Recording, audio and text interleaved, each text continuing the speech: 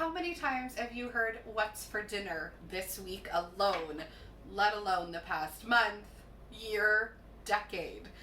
So I'm going to try to help you find new and fun ways that you can create dinner without having the same thing every single night. So for our tonight's dinner, I'm going to be doing a Mexican-inspired tomato soup using the enchilada seasoning packet. The recipe is located on my website, askcooks.ca, askcooks.ca. So you can definitely check it out there. But it's super simple because it's Monday and I'm tired already. It's been a long week and it's been one day. So I'm just going to basically be able to throw everything in the pot, and I'm adding grilled cheese because when it comes to a tomato soup, we love grilled cheese with tomato soup. So it's something nice and simple and comforting, and I need a simple, easy meal tonight. So that's what we're going to do. I'm going to be using our 8-cup multi-purpose pot tonight. So it's got 2 little straining options on it, bigger and smaller holes. So if you happen to be doing pasta or potatoes, and you can just boil everything in here and then strain out the water after. But what I love about the multi-purpose pot is it has measurements up and down the sides here. You're going to be able to see that at one point I burned the bottom of the pot. So just like you. All right, so if I can get this to focus. There we go.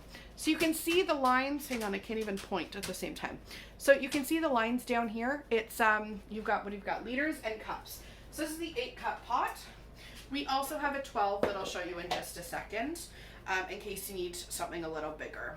Depending on what I'm making, either size comes in handy. It just depends on what is in store for that night. So I have an entire can of crushed tomatoes. I told you I'm tired. Going in. You can definitely use whole tomatoes or diced tomatoes.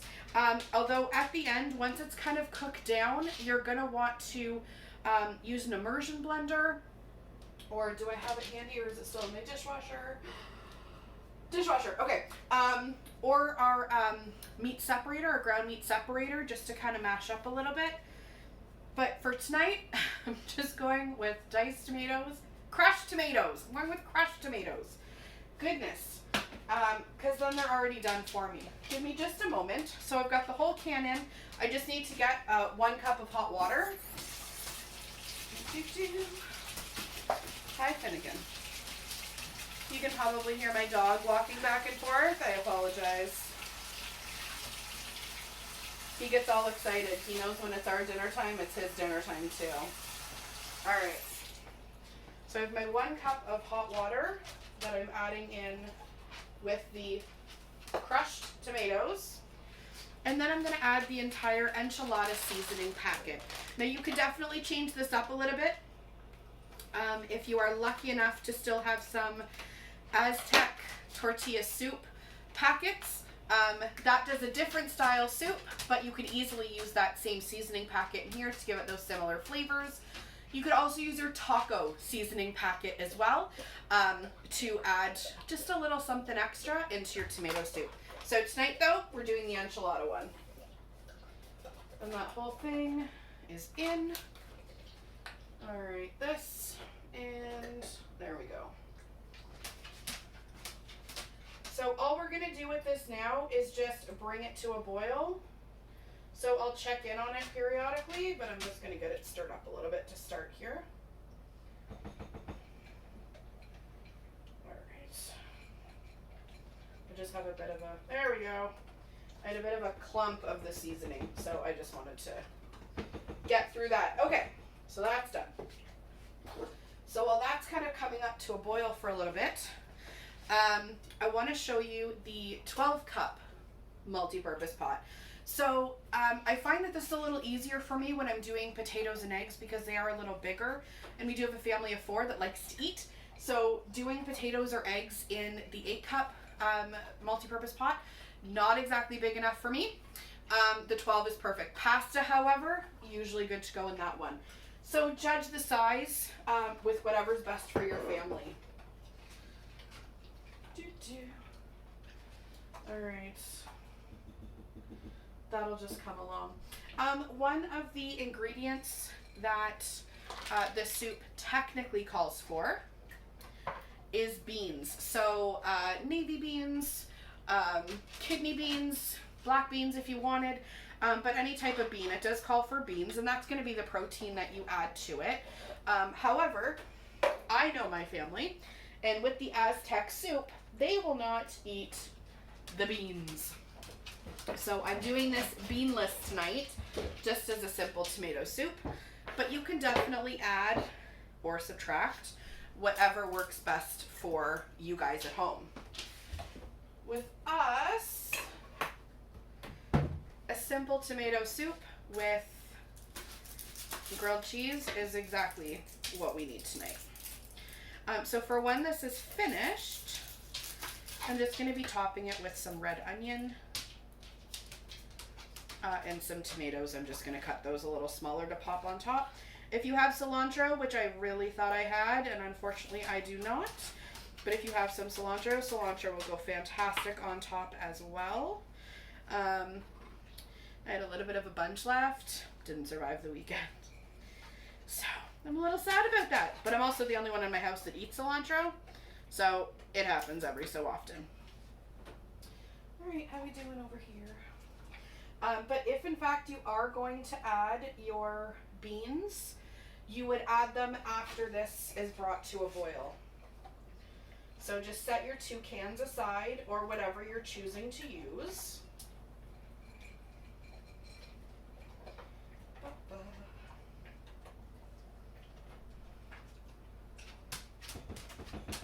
You've already seen the bottom of my pot. I did it once, I don't want to burn it again. Alright, let's get some extra tomatoes here. Now keep in mind, mine's going to be a little thicker because I'm choosing not to use diced or whole tomatoes for it. So my soup is going to be a little thicker. You can definitely add a little bit of water if you want it. I'm just going to go for a nice thick version of it though. And we'll just get some tomatoes to be a little pretty. They're just going to pop on top of the soup bowls. I'm not going to be adding them in. If you want to get super fancy, I'm sure you absolutely could add in the tomatoes to cook right in the soup for you. There we go. Alright, let's check this baby out. I'm getting some teeny tiny bubbles.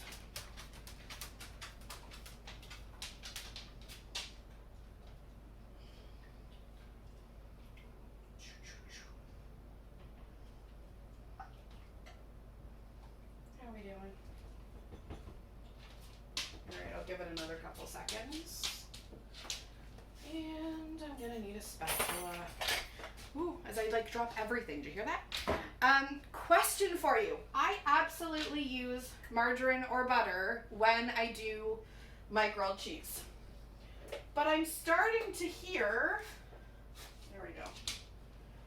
I'm starting to hear that some people actually use margarine to make a grilled, or sorry, not margarine, mayo. To make a grilled cheese. I'm so tired. I'm sorry. I'm like tripping over my words. It was a long day. But are you one of those people that uses mayo for your grilled cheese instead of margarine or butter? I would love to hear why.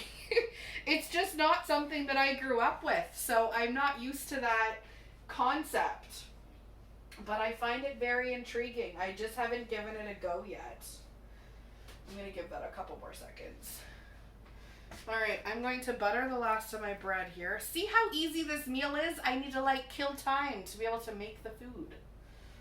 Alright, so let's get some more bread going though. There we go. This is definitely a meatless Monday meal for us. Even the grilled cheese. I don't have anything that's going on the side for meat. But just as we did with the Aztec tortilla soup, we would make extra pulled pork or pulled chicken and throw it into our Aztec soup. Like I said, my family didn't like the beans. I sure as heck did. So if they weren't going to be home and I was in the mood for soup, I threw black beans in that sucker.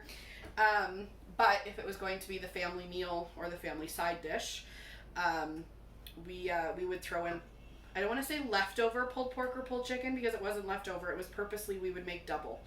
Some for the one night and then some for after. So if that's something, you could definitely throw that in if you would like that into your Mexican-inspired tomato soup. Alright. And I'm absolutely using margarine, but if you are a mayo person, please let me know. I'm quite intrigued because I keep hearing it like on the radio or on TV, but I don't think I know an actual person that does it. Alright, this is going good now. So this is kind of starting to sputter a little bit. So I'm going to stir that up and turn that right down. So once it kind of starts to boil, turn it down. You would add your rinsed cans of beans at this point, your 2 rinsed cans of beans, if in fact that's what you were doing. And then you would add a can of coconut milk, which is probably going to splash up on me. See if I can ease this transition a little bit. There we go. There we go. And now we're just going to stir this in. And it's just going to simmer just to come together, especially if you've ever used coconut milk before. Our butter chicken, as an example, you add coconut milk to diced or crushed tomatoes. It does take a little bit just to work its way in so it's not, you know, completely separated, which you can see. So I'm just going to let that simmer and come together. And in the meantime, I'm going to throw my grilled cheese on. You simmering it? No, almost. Oh, there we go. All right, that is it for my tomato soup. I'm literally just going to let it simmer while I make the grilled cheeses. I will take a photo though and let you know what it looks like at the end with my pretty little onions and tomatoes sitting on top. If you so choose, once your soup is done, give it a taste. The recipe on my website will say that you can add maple syrup to taste if you need a little something. Sometimes people find it a little acidic, so it just helps to kind of break it down without ruining any of the flavors. Just adds a little something. So I will be adding the maple syrup. It's 2 teaspoons that I'm going to be adding.